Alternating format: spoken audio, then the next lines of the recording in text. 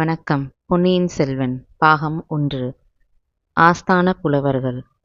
பராக் பராக். இதோ வருகிறார்கள் புலவர் பெருமக்கள், கவிஞர் சிகாமணிகள், தமிழ் பெருங்கடலின் கரை கண்டவர்கள், அகத்தியரின் வழிவந்தவர்கள், தொல்காப்பியம் முதலிய சங்க நூல்களை கரைத்துக் குடித்தவர்கள், சிலப்பதிகாரம் முதலிய ஐம்பெரும் காப்பியங்களை தலைகீழாக படித்தவர்கள், தெய்வத் தமிழ் மறையான திருக்குறளையும் ஒரு கை பார்த்தவர்கள், இலக்கியம் கண்டதற்கு இலக்கணம் அறிந்தவர்கள், இலக்கணம் கூறியதற்கு இலக்கியம் தெரிந்தவர்கள், தாங்களே சுயமாகவும் கவி பாட வல்லவர்கள், அவர்கள் ஒவ்வொருவரும் எழுதிய கவிகள் அடங்கிய ஏட்டுச்சுவடிகள் கோடானு கோடி கரையான்களுக்கு பல்லாண்டு உயிர் வாழ்வதற்கு உணவாகும் என்று பார்த்து கொள்ளுங்கள்.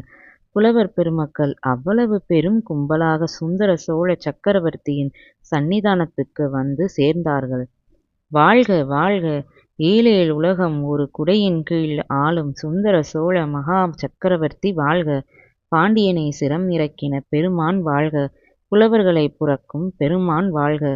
கவிஞர்களின் கதியான கருணை வள்ளல் வாழ்க! பண்டித வத்சலராகிய பராந்தக சக்கரவர்த்தியின் திருப்பேரர் நீடூழி வாழ்க! என்று வாழ்த்தினார்கள். இந்த கோஷங்களையும் கூச்சலையும் சுந்தர சோழர் அவ்வளவாக விரும்பவில்லை. எனினும் அதை வெளியில் காட்டிக் கொள்ளாமல் தமது நோயையும் மறந்து வந்தவர்களை வரவேற்பதற்காக எழுந்திருக்க முயன்றார். உடனே சின்ன பழுவேட்டரையர் முன் வந்து, பிரபு, புலவர்கள் தங்களை தரிசித்து மரியாதை செலுத்திவிட்டு போக வந்திருக்கிறார்களே அன்றி தங்களுக்கு சிரமம் கொடுக்க வரவில்லை. ஆகையால் தயவு செய்து தங்களை சிரமப்படுத்திக் கொள்ளக்கூடாது என்றார். ஆமாம் அரசருக்கரசே, சக்கரவர்த்தி பெருமானே, தங்களுக்கு சிறிதும் சிரமம் கொடுக்க நாங்கள் வந்தோமில்லை என்றார் புலவர்களின் தலைவராகிய நல்லன் சாத்தனார். உங்களையெல்லாம் நெடுநாளைக்குப் பிறகு பார்ப்பதில் எனக்கு மிக்க மகிழ்ச்சி. அனைவரும் அமர வேண்டும். சில பாடல்கள் சொல்லிவிட்டு போக வேண்டும் என்றார் தமிழன்பரான சக்கரவர்த்தி. தரையில் விரித்திருந்த இரத்தின ஜமக்காலத்தில் எல்லோரும் உட்கார்ந்தார்கள். அதுதான் சமயம் என்று நமது வீரன் வல்லவரையனும் புலவர் கூட்டத்தில் கலந்து உட்கார்ந்து கொண்டான். தான் சொல்ல விரும்பியதை முழுதும் சக்கரவர்த்தியிடம் சொல்லாமல் போக அவனுக்கு மனமில்லை. சந்தர்ப்பம் ஒருவேளை கிடைத்தால் சொல்லிவிட்டு போகலாம் என்று எண்ணி உட்கார்ந்திருந்தான். இதை கேட்ட சின்ன பழுவேட்டரையர் கவனித்தார். அவருடைய மீசை துடித்தது. முதலில் அவனை வெளியில் அனுப்பிவிடலாமா என்று நினைத்தார். பிறகு அவன் ஆங்கே தம்முடைய கண்காணிப்பில் இருப்பதே நலம் என்று தீர்மானித்தார். எனவே அவனை பார்த்ததும் பார்க்காதது போல் இருந்தார். இந்த புலவர்கள் சென்ற பிறகு அவனை வெளியே அழைத்துச் சென்று அவன் மகாராஜாவிடத்தில் சொன்ன செய்தி என்னவென்பதை நன்கு தெரிந்து கொள்ள விரும்பினார். அபாயம் அபாயம் என்று அவனுடைய குரல் அவர் காதில் இன்னும் ஒலித்துக் கொண்டே இருந்தது. புலவர்களே, தமிழ் பாடல்கள் கேட்டு அதிக காலமாயிற்று. என் செவிகள் தமிழ் பாடலுக்கு பசித்திருக்கின்றன. உங்களில் எவரேனும் பாடல் ஏதேனும் கொண்டு வந்திருக்கிறீர்களா என்று சக்கரவர்த்தி சுந்தர சோழர் கேட்டார். உடனே ஒரு புலவர் சிகாமணி எழுந்து நின்று, பிரபு, உலகாபுரத்தில் தங்கள் திருப்பெயரால் விளங்கும் சுந்தர சோழ பெரும் பள்ளியில் இருந்து அடியேன் வந்தேன். சிவநேச செல்வராகிய தாங்கள் பௌத்த மடாலயத்துக்கு நிமந்தம் அளித்து உதவியதே இந்த தமிழகமெங்கும் உள்ள பௌத்தர்கள் பாராட்டி போற்றுகிறார்கள். தாங்கள் உடல் நோயிற்றிருப்பது அறிந்தது முதல் பிஷுக்கள் மிக்க கவலை கொண்டு தங்கள் உடல் நலத்துக்காக பிரார்த்தனை நடத்தி வருகிறார்கள். அந்த பிரார்த்தனை பாடலை இவ்விடம் சொல்ல அருள் கூர்ந்து அனுமதி தர வேண்டும் என்றார். அப்படியே சொல்ல வேணும், கேட்க காத்து கொண்டிருக்கிறேன் என்றார் சக்கரவர்த்தி. பாடலை கேட்டதும் புலவர்கள் அத்தனை பேரும் பாராட்டுதலை தெரிவித்தார்கள். புத்தர்கள் இவ்வளவு நன்றியுடையவர்களாக இருப்பது வியப்பு என்றார் ஒரு வீர சைவ கவிராயர். ஆம், அது வியப்பான காரியம்தான். உலகபுரம் புத்த மடத்துக்கு நான் செய்த சேவை மிக அற்பம். அதற்கு எவ்வளவு பாராட்டு வேண்டுமா என்றார் மன்னர். சக்கரவர்த்தியின் வன்மை நிறத்தை அனுபவித்தவர் யார்தான் என்றைக்கும் நன்றி செலுத்தி பாராட்டாதிருக்க முடியும்? இந்திரனும் சூரியனும் சிவபெருமானும் கூட தங்களுடைய வன்மையின் பயனை அனுபவித்திருக்கிறார்கள் என்றார் மற்றொரு புலவர் சிரோமணி. சுந்தர சோழர் முகத்தை புன்னகை தவழ, அது என்ன, இந்திரனும் சூரியனும் சிவபெருமானும் கூடவா? அவர்கள் எதற்காக என்னிடம் நன்றி செலுத்த வேண்டுமாம் என்று கேட்டார். ஒரு பாடல் சொல்ல அனுமதி தர வேண்டும் என்றார் அப்புலவர். அப்படியே நடக்கட்டும் என்றார் மன்னர்.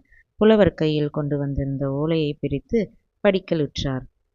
பாடலை புலவர் படித்து முடித்ததும் சபையிலிருந்த மற்றொரு புலவர்கள் எல்லோரும் தங்கள் குதூகலத்தை வெளியிட்டார்கள். சுந்தர சோழர் முகமலர்ச்சியுடன் இந்த பாடலின் பொருள் என்னதென்பதை யாராவது விளக்கிச் சொல்ல முடியுமா என்றார். ஒரு சமயத்தில் பலர் எழுந்து நின்றார்கள். பிறகு நல்லன் சாத்தனாரை தவிர மற்றவர்கள் அனைவரும் உட்கார்ந்தார்கள். நல்லன் சாத்தனார் பாடலுக்கு பொருள் கூறினார். ஒரு சமயம் தேவேந்திரனுக்கும் விருத்திராசுரனுக்கும் போர் நடந்தது. அதில் இந்திரனுடைய ஐராவதம் இறந்து போய்விட்டது. அதற்கு இணையான வேறொரு யானை எங்கே கிடைக்கும் என்று இந்திரன் பார்த்து கொண்டிருந்தான். கடைசியில் பழையாறை நகரில் வாழ்ந்த சுந்தர சோழ சக்கரவர்த்தியிடம் அவன் வந்து ஐராவதத்துக்கு நிகரான ஒரு யானை வேண்டும் என்று யாசித்தான். ஐராவதத்துக்கு நிகரான யானை என்னிடம் இல்லை, அதைவிட சிறந்த யானைகள் தாம் இருக்கின்றன என்று கூறி இந்திரனை தமது யானை கொட்டாரத்துக்கு அழைத்துச் சென்றார். அங்கே குன்றுகளைப் போல் நின்ற ஆயிரக்கணக்கான யானைகளை தேவேந்திரன் பார்த்துவிட்டு எதை கேட்பது என்று தெரியாமல் திகைத்து நின்றான். அவனுடைய திகைப்பை கண்ட சுந்தர சோழர் தாமே ஒரு யானையை பொறுக்கி இந்திரனுக்கு அழைத்தார். அந்த யானையை எப்படி அடக்கி ஆளப்போகிறோம்? நம் வஜ்ராயுதத்தினால் கூட முடியாதே என்று பீதி இந்திரனுக்கு உண்டாகிவிட்டதை கவனித்து வஜ்ராயுதத்தை விட வலிமை வாய்ந்த ஓர் அங்குசத்தையும் அளித்தார். பின்னர் ஒரு காலத்தில் செங்கதிர் பரப்பி உலகெல்லாம் ஒளி தரும் சூரிய பகவானுக்கு ராகு என்னும் அரக்கனுக்கும் பெரும் போர் மூண்டது. ராகு தினகரனை விழுங்க பார்த்தான், முடியவில்லை.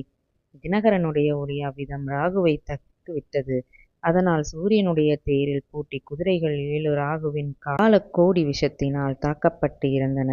சூரியன் தன் பிரயாணத்தை எப்படி தொடங்குவது என்று திகைத்து நிற்கையில் அவனுடைய திக்கற்ற நிலையை கண்ட சுந்தர சோழர் 7 புதிய குதிரைகளுடன் சூரிய பகவானை அணுகி ரதத்தில் இந்த குதிரைகளை பூட்டிக் கொண்டு சென்று உலகத்தை உய்விக்க வேண்டும் என்று கேட்டுக்கொண்டார்.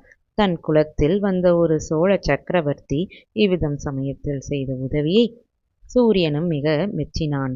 பின்னர் சிவபெருமானுக்கும் பார்வதி தேவிக்கும் கைலையங்கிரியில் திருமணம் நடந்தது. பெண் வீட்டார் கல்யாண சீர்வரிசைகளுடன் வந்திருந்தார்கள். ஆனால் பல்லக்கு கொண்டு வர தவறிவிட்டார்கள். ஊர்வலம் நடத்துவதற்கு எருமை மாட்டை தவிர வேறு வாகனம் இல்லையே என்று கவலையுடன் பேசிக் கொண்டார்கள்.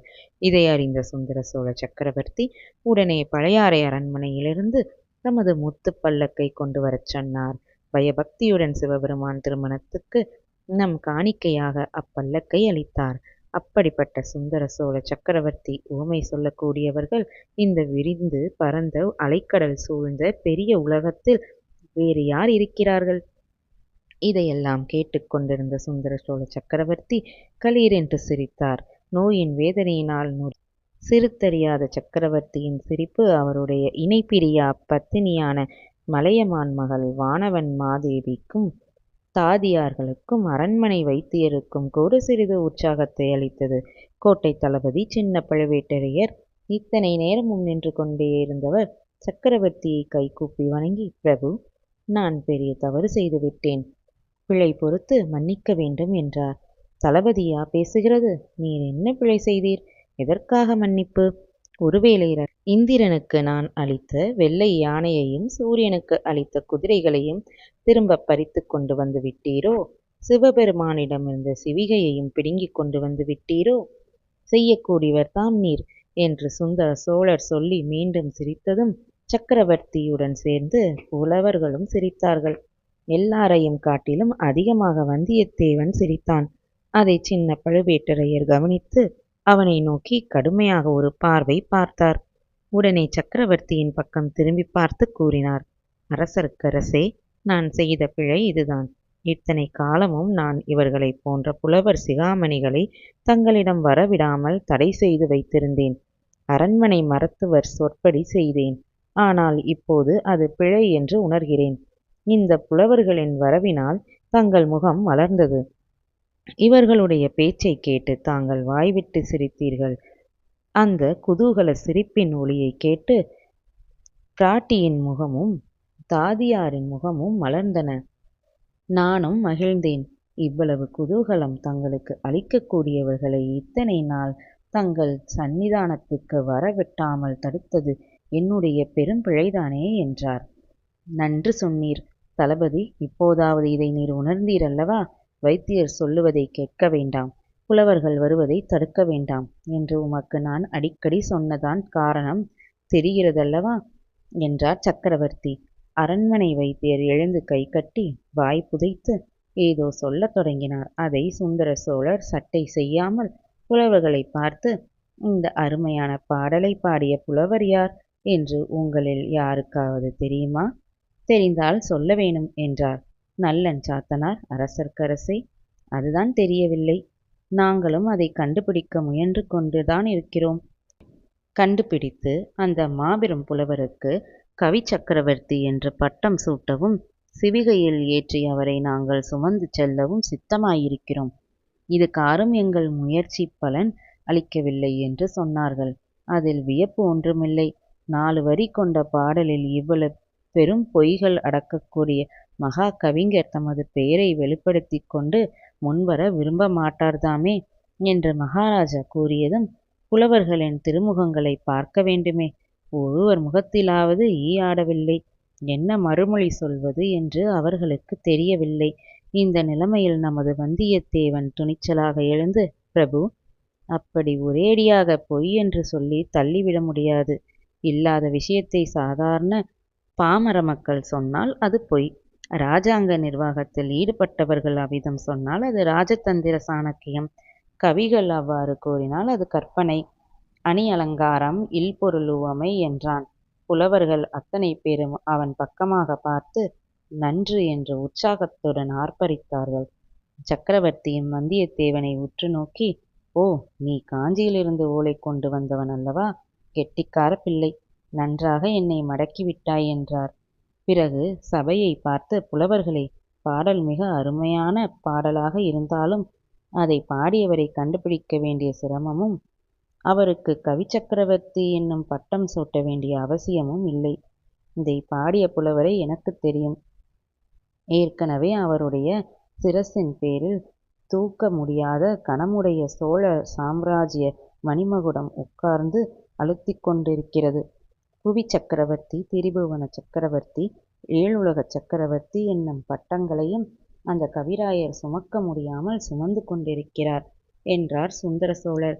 இதை கேட்ட புலவர்கள் அத்தனை பேரும் ஆச்சரியக் கடலில் மூழ்கி தத்தளித்தார்கள் என்று கூறினால் அதை வாசகர்கள் பொய்யென்று தள்ளிவிடக்கூடாது. ஆசிரியரின் கற்பனை, அணி அலங்காரம், இல்பொருள் உவமை என்று இவ்விதம் ஏதாவது ஒரு வகை இலக்கணம் கூறி ஒப்புக்கொள்ளத்தான் வேண்டும். நன்றி.